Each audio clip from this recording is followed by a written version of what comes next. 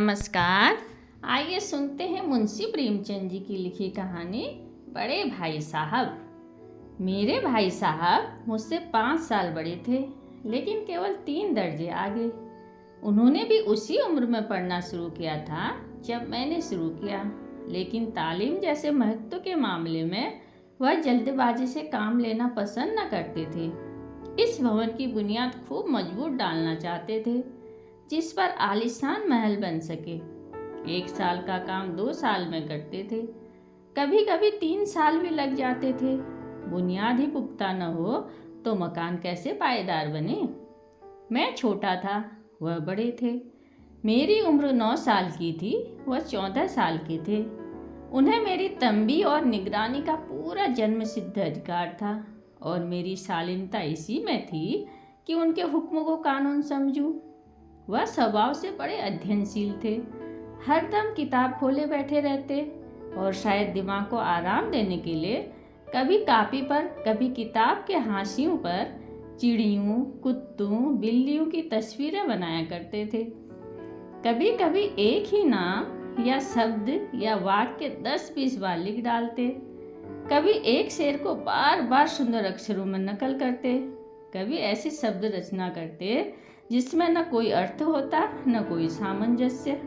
मसलन एक बार उनकी कॉपी पर मैंने यह इबादत देखी: स्पेशल, अमीना, भाइयों भाइयों, दरअसल, भाई भाई, राधे श्याम, श्रीयुत राधे श्याम। 1 घंटे तक इसके बाद एक आदमी का चेहरा बना हुआ था। मैंने बहुत चेष्टा की कि इस पहेली का कोई अर्थ निकालूं, लेकिन असफल रहा, और उनसे पूछने का साहस न हुआ। वह 9वीं जमात में थे, मैं 5वीं में। उनकी रचनाओं को समझना मेरे लिए छोटे मुँह बड़ी बात थी। मेरा जी पढ़ने में बिल्कुल न लगता था। 1 घंटा भी किताब लेकर बैठना पड़ता था। मौका पाते ही हॉस्टल से निकलकर मैदान में आ जाता, और कभी कंकरियाँ उछालता, कभी कागज़ की तितलियाँ उड़ाता, और कहीं कोई साथी मिला तो पूछना ही क्या। कभी 4 दीवारी पर चढ़कर नीचे कूद रहे हैं, कभी फाटक पर सवार उसे आगे पीछे चलाते मोटर कार का आनंद उठा रहे हैं। लेकिन कमरे में आते ही भाई साहब का वह रौद्र रूप देखकर प्राण सूख जाते। उनका पहला सवाल होता, कहाँ थे? हमेशा यह सवाल उसी ध्वनि में पूछा जाता था, और उनका जवाब मेरे पास केवल मौन था। न जाने मेरे मुँह से यह बात क्यों न निकलती कि जरा बाहर खेल रहा था। मेरा मौन कह देता था कि मुझे अपना अपराध स्वीकार है, और भाई साहब के लिए इसके सिवा और कोई इलाज न था कि स्नेह और रोष से मिले हुए शब्दों में मेरा सत्कार करें। इसी तरह अंग्रेजी पढ़ोगे तो जिंदगी भर पढ़ते रहोगे और एक हर्फ न आएगा। अंग्रेजी पढ़ना कोई हंसी खेल नहीं है कि जो चाहे पढ़ लें, नहीं तो ऐरा गहरा नत्थु खैरा सभी अंग्रेजों के समान विद्वान हो जाते। यहाँ दिन रात आंखें फोड़नी पड़ती है और खूल जलाना पड़ता है, तब कहीं यह विद्या आती है। और आती क्या है? हाँ, कहने को आती है। बड़े बड़े विद्वान भी शुद्ध अंग्रेजी नहीं लिख सकते, बोलना तो दूर रहा। और मैं कहता हूँ, तुम कितने गूंगा हो कि मुझे देखकर भी सबक नहीं लेते। मैं कितनी मेहनत करता हूँ, यह तुम अपनी आँखों से देखते हो। अगर नहीं देखते तो यह तुम्हारी आँखों का कसूर है, तुम्हारी बुद्धि का कसूर है। इतने मेले तमाशे होते हैं, मुझे तुमने कभी देखने जाते देखा?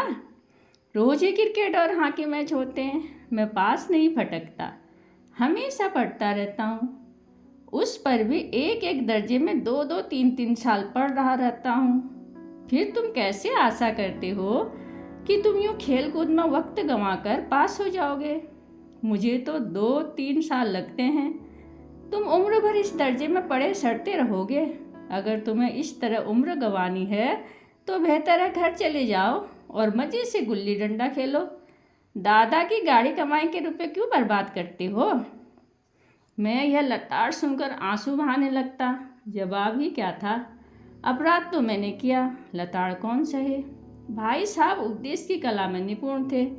ऐसी ऐसी लगती बात कहते, ऐसे ऐसे शुक्तिबाण चलाते कि मेरे जिगर के टुकड़े टुकड़े हो जाते और हिम्मत टूट जाती।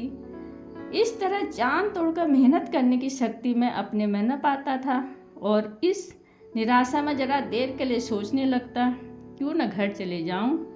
जो काम मेरे बूते से बाहर है उसमें हाथ डालकर क्यों अपनी ज़िंदगी खराब करूं। मुझे अपना मूर्ख रहना मंजूर था, लेकिन उतनी मेहनत से मुझे तो चक्कर आ जाता था। लेकिन घंटे 2 घंटे बाद निराशा के बादल फट जाते और इरादा करता कि आगे से खूब जी लगाकर पढ़ूंगा। चटपट एक टाइम टेबल बना डालता, बिना पहले से नक्शा बनाए कोई स्कीम तैयार किए काम कैसे शुरू करूं। टाइम टेबल में खेल कूद की मत बिल्कुल उड़ जाती।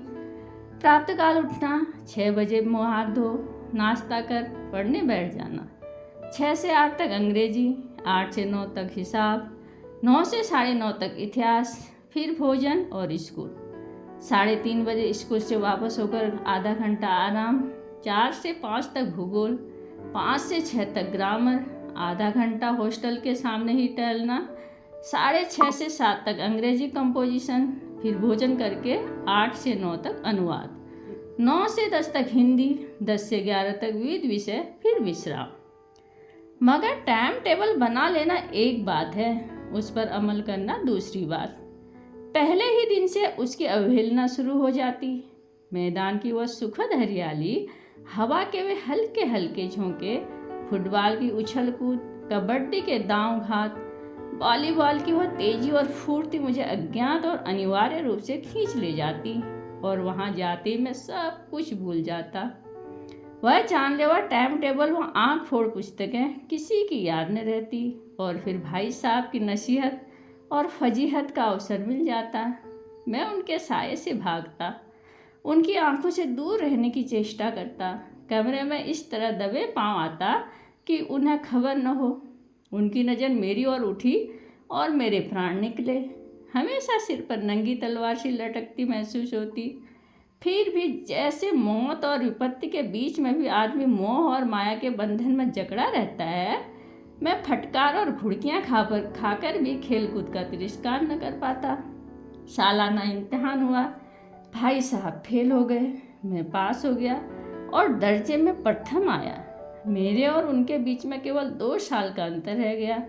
जी मैं आया भाई साहब को आड़े हाथों ले लूं, आपकी वो घोर तपस्या कहाँ गई।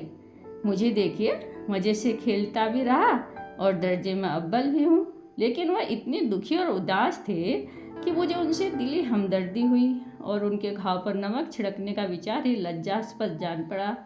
हाँ, अब मुझे उनके ऊपर कुछ अभिमान हुआ और आत्माभिमान भी बढ़ा।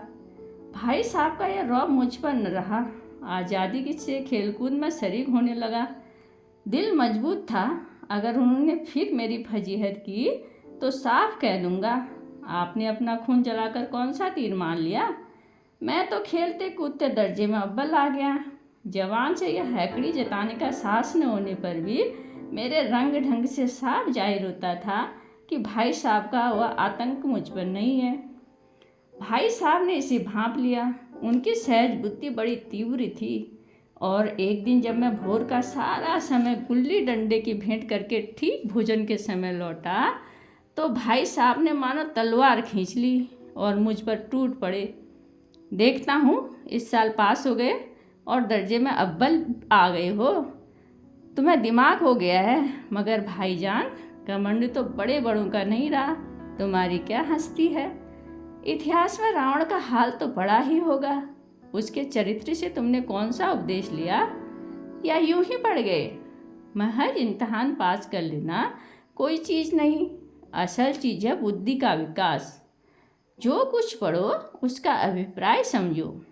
रावण भूमंडल का स्वामी था, ऐसे राजाओं को चक्रवर्ती कहते हैं। आजकल अंग्रेजी के राज्य का विस्तार बहुत बड़ा हुआ है, पर उन्हें चक्रवर्ती नहीं कह सकते। संसार के अनेक राष्ट्र अंग्रेजों का आधिपत्य स्वीकार नहीं करते, बिल्कुल स्वाधीन है। रावण चक्रवर्ती राजा था, संसार के सभी महीप उसे कह देते थे। बड़े बड़े देवता उसकी गुलामी करते थे, आग और पानी के देवता भी उसके दास थे। मगर उसका अंत क्या हुआ। घमंड ने अपना नाम निशान तक मिटा दिया। कोई उसे एक चुल्लू पानी देने वाला भी न बचा। आदमी और जो कुकर्म चाहे करे पर अभिमान न करे। इतराए नहीं, अभिमान किया और दीन दुनिया दोनों से गया। शैतान का हाल भी पड़ा ही होगा। उसे यह अभिमान हुआ था कि ईश्वर का उससे बढ़कर सच्चा भक्त कोई है ही नहीं। अंत में यह हुआ कि स्वर्ग से नरक में ढकेल दिया गया। शाहे रोम ने भी एक बार अहंकार किया था, भीख मांग मांग कर मर गया। तुमने तो अभी केवल 1 दर्जा पास किया है और अभी से तुम्हारा सिर फिर गया। तब तो तुम आगे बढ़ चुके। यह समझ लो कि तुम अपनी मेहनत से नहीं पास हुए, अंधे के हाथ बटेर लग गई। मगर बटेर केवल एक बार हाथ लग सकती है, बार बार नहीं लग सकती। कभी कभी गुल्ली डंडे से भी अंधा चोट निशान पड़ जाता है। इससे कोई सफल खिलाड़ी नहीं हो जाता। सफल खिलाड़ी वह है जिसका कोई निशान खाली न जाए। मेरे फेल होने पर ना आओ, मेरे दर्जे में आओगे तो दांतों पसीना आ जाएगा। जब अलजेब्रा और ज्योमेट्री के लोहे के चने चबाने पड़ेंगे, इंग्लिस्तान का इतिहास पढ़ना पड़ेगा, बादशाहों के नाम याद रखना आसान नहीं। 8 हेनरी हो गुजरे हैं। कौन सा कांड किस हेनरी के समय हुआ, क्या यह याद कर लेना आसान समझते हो? हेनरी 7वें की जगह हेनरी 8वां लिखा और सब नंबर गायब। सफा चट, सिफर भी न मिलेगा। सिफर भी हो किस ख्याल में? दर्जनों तो जेम्स हुए हैं, दर्जनों विलियम, कौड़ियों चार्ल्स। दिमाग चक्कर खाने लगता है, आंधी रोग हो जाता है। इन अभागों को नाम भी न जुड़ते थे। एक नाम के पीछे 2 यम, 4 आरम, 5 लगाते चले गए। मुझसे पूछते तो 10 लाख नाम बता देता। और ज्योमेट्री तो बस खुदा की पनाह। अ ब ज की जगह अ ज ब लिख लिया और सारे नंबर कट गए। कोई इस निर्दयी मुतमिनों से न पूछता कि आखिर अ ब ज और अ ज ब में क्या फ़र्क है, और व्यर्थी बात के लिए क्यों छात्रों का खून करते हो? दाल भात रोटी या भात दाल रोटी खाई, इसमें क्या रखा है? मगर इन परीक्षकों को क्या परवाह? जो पुस्तक में लिखा है चाहते हैं कि लड़के अक्षर अक्षर रट डालें, और इसी रटंत का नाम शिक्षा रखा छोड़ा है। और आखिर इस बैर सिरपैर की बातों में रटने से फायदा? इस रेखा पर वो लंबा गिरा दो तो आधा लंब से दूना होगा। पूछे इसमें प्रयोजन? दुगना नहीं चौगना हो जाए या आधा ही रहे, मेरी बला से। लेकिन परीक्षा में पास होना है तो यह सब खुरापात याद करनी पड़ेगी।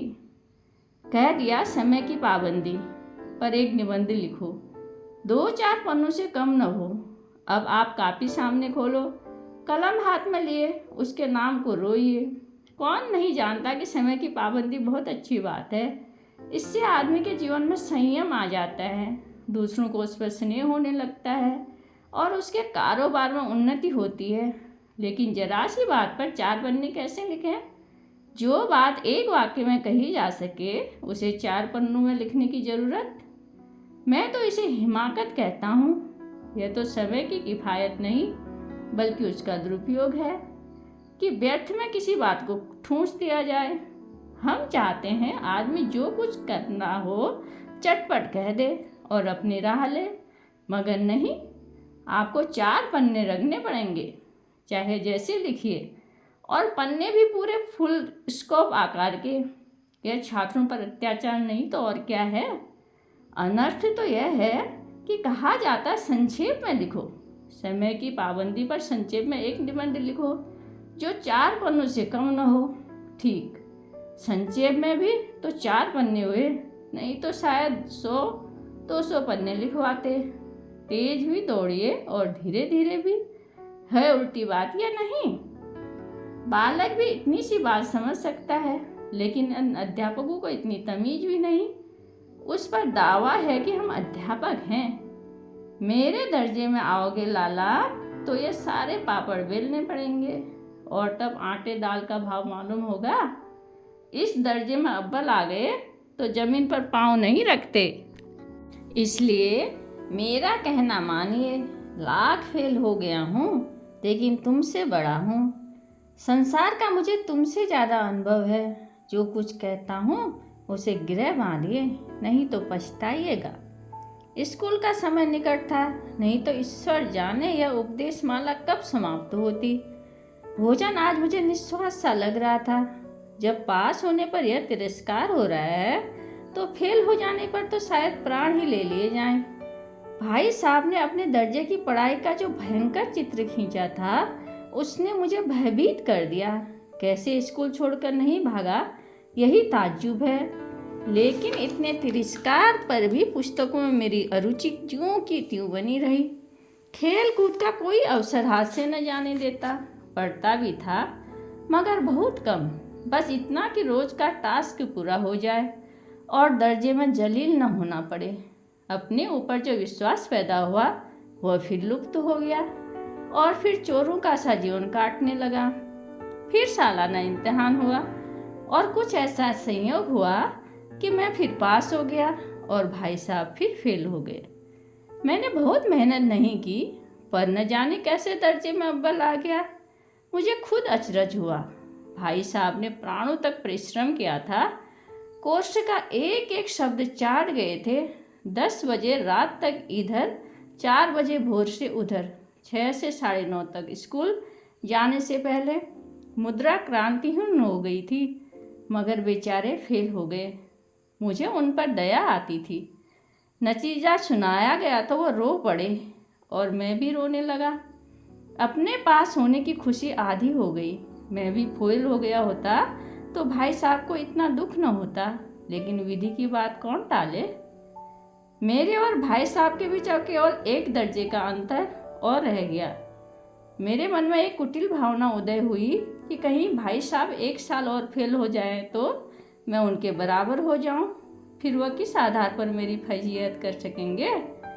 लेकिन मैंने इस कमीने विचार को दिल से बलपूर्वक निकाल दिया। आखिर वह मुझे मेरे हित के विचार से ही तो डांटते हैं। मुझे उस वक्त अप्रिय लगता है अवश्य, मगर यह शायद उनके उपदेशों का ही असर हो कि दनादन पास होता जाता हूँ और इतने अच्छे नंबरों से। अब की भाई साहब कुछ नर्म पड़ गए थे। कई बार मुझे डांटने का अवसर पाकर भी उन्होंने धीरज से काम लिया। शायद अब वह खुद समझने लगे थे कि मुझे डांटने का अधिकार उन्हें नहीं रहा, या रहा तो बहुत कम। मेरी स्वच्छंदता भी बढ़ी। मैं उनकी सहिष्णुता का अनुचित लाभ उठाने लगा। मुझे कुछ ऐसी धारणा हुई कि मैं तो पास हो ही जाऊंगा, पढ़ूं या न पढ़ूं। मेरी तकदीर बलवान है, इसलिए भाई साहब के डर से जो थोड़ा बहुत पढ़ लिया करता था वह भी बंद हो गया। मुझे कनकौवे उड़ाने का नया शौक पैदा हो गया था और अब सारा समय पतंगबाजी की भेंट होता था। फिर भी मैं भाई साहब का अदब करता था और उनकी नज़र बचाकर कनकौवे उड़ाता था। माझा देना, कन्ने बांधना, पतंग टूर्नामेंट की तैयारियां आदि समस्याएं सब गुप्त रूप से हल की जाती थी। मैं भाई साहब को यह संदेह न करने देना चाहता था कि उनका सम्मान और लिहाज मेरी नज़रों में कम हो गया है। एक दिन संध्या समय हॉस्टल से दूर मैं एक कनकौवा लूटने बेतहासा दौड़ा जा रहा था। आंखें आसमान की ओर थी और मन उन आकाशगामी पथिकों की ओर जो मंद गति से झूमता पतंग की ओर चला जा रहा हो। मानो कोई आत्मा स्वर्ग से निकलकर विरक्त मन से नए संस्करण ग्रहण करने जा रही हो। बालकों की एक पूरी सेना लंबे और झाड़दार बांस लिए उनका स्वागत करने के लिए दौड़ी आ रही थी। किसी को अपने आगे पीछे की खबर न थी। सभी मानो उस पतंग के साथ आकाश में उड़ रहे थे जहाँ सब कुछ समतल है। न मोटर कारें हैं, न ट्राम, न गाड़ियाँ। सहसा भाई साहब से मेरी मुठभेड़ हो गई, जो शायद बाजार से लौट रहे थे। उन्होंने वहीं मेरा हाथ पकड़ लिया और उग्र भाव से बोले, इन बाजारी लड़कों के साथ धेले के कनकौवे के लिए दौड़ते तुम्हें शर्म नहीं आती? तुम्हें इसका कुछ लिहाज नहीं कि अब नीची जमात में नहीं हो बल्कि 8वीं जमात में आ गए हो और मुझसे केवल 1 दर्जा नीचे हो। आखिर आदमी को कुछ तो अपनी पोजीशन का ख्याल करना चाहिए।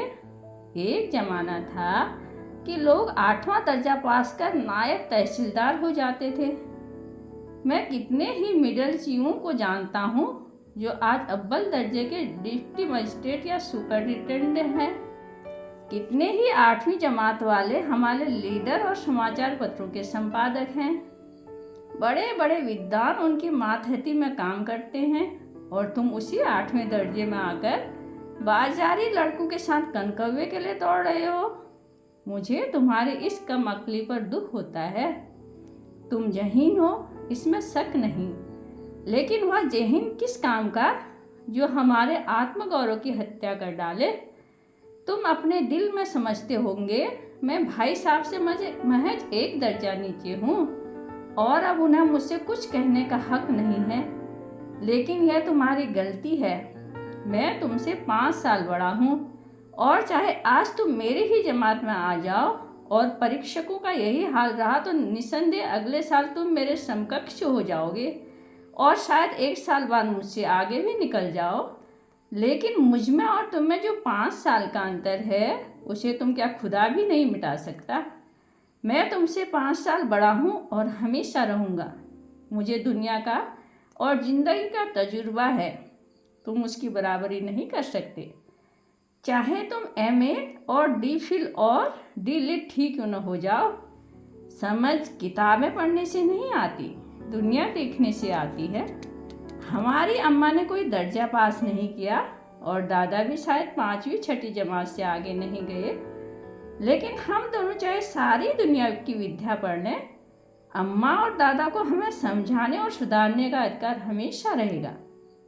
केवल इसलिए नहीं कि वे हमारे जन्मदाता हैं, बल्कि इसलिए कि उन्हें दुनिया का हमसे ज़्यादा तजुर्बा है और रहेगा।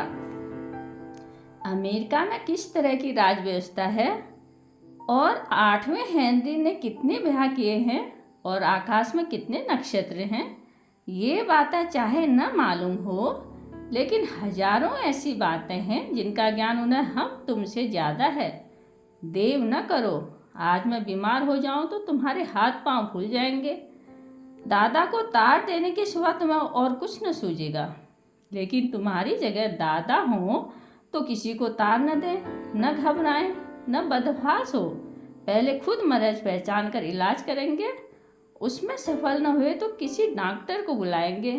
बीमारी तो खैर बड़ी चीज़ है, हम तुम तो इतना भी नहीं जानते कि महीने भर में खर्च कैसे चले।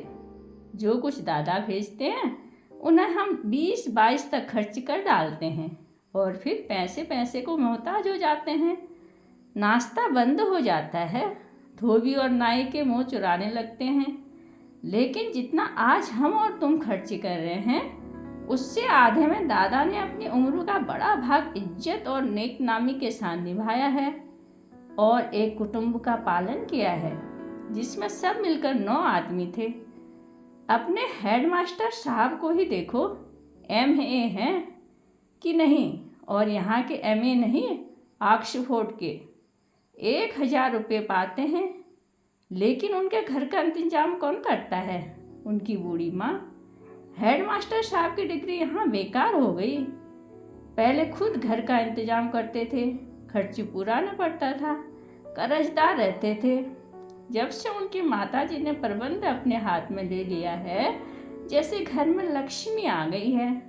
तो भाईजान, यह गरुड़ दिल से निकाल डालो कि तुम मेरे समीप आ गए हो और अब स्वतंत्र हो। मैं थप्पड़ दिखाकर इसका प्रयोग भी कर सकता हूँ। तुम्हें मेरी बातें जहर लग रही हैं? मैं उसकी इस नई युक्ति से नतमस्तक हो गया। मुझे आज सचमुच अपनी लघुता का अनुभव हुआ और भाई साहब के प्रति मेरे मन में श्रद्धा उत्पन्न हुई। मैंने सजल आंखों से कहा, हरगिज नहीं, आप जो कुछ फरमा रहे हैं बिल्कुल सच है, आपको उसके कहने का अधिकार है। भाई साहब ने मुझे गले लगा लिया और बोले, कनकव्वे उड़ाने को मना नहीं करता, मेरा जी ललचाता है, लेकिन करूं क्या? तुम बेराह चलो तो तुम्हारी रक्षा कैसे करूं? यह कर्तव्य भी तो मेरे सिर है। संयोग से उसी वक्त एक कटा हुआ कनकौवा हमारे ऊपर से गुजरा। उसकी डोर लटक रही थी। लड़कों का एक गोला पीछे पीछे दौड़ा आता था। भाई साहब लंबे हैं ही, उछलकर उसकी डोर पकड़ ली और बेतहाशा हॉस्टल की तरफ दौड़े और मैं पीछे पीछे दौड़ रहा था। धन्यवाद।